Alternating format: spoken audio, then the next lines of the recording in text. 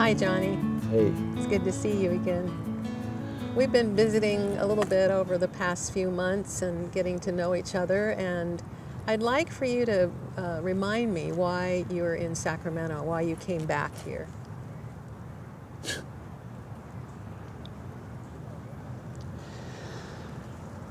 Well, came back to die.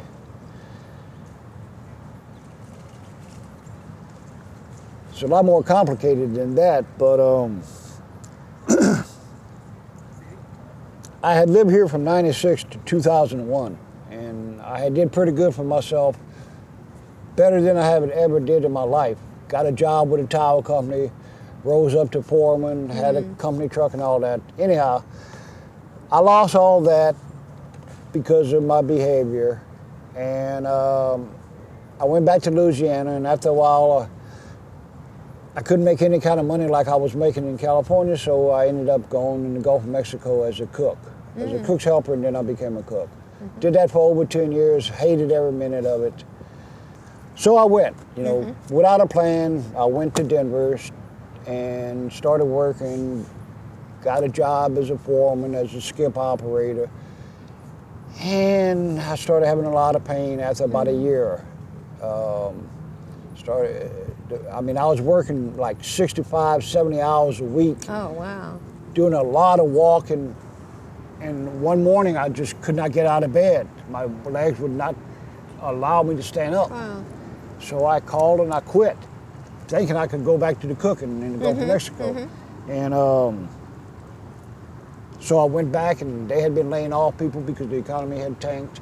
So after 3 months, I go back to Denver, and I hadn't been out of work for so long, I qualified for Affordable Care Act, which is known as Obamacare. So I get on Obamacare, and it saves my life, or at least lets me know I'm losing my life. Yeah. So I can just start treating it, maybe.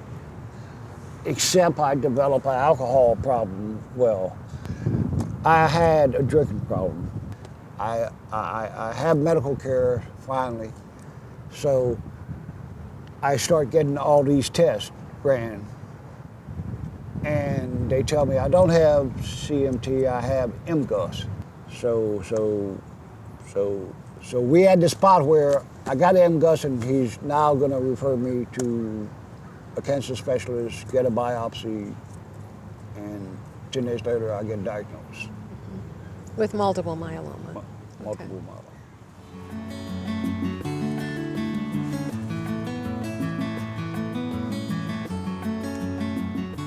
Even after the doctor gave me the paperwork where I could quit working, Right. I continued working for another 2.5 months.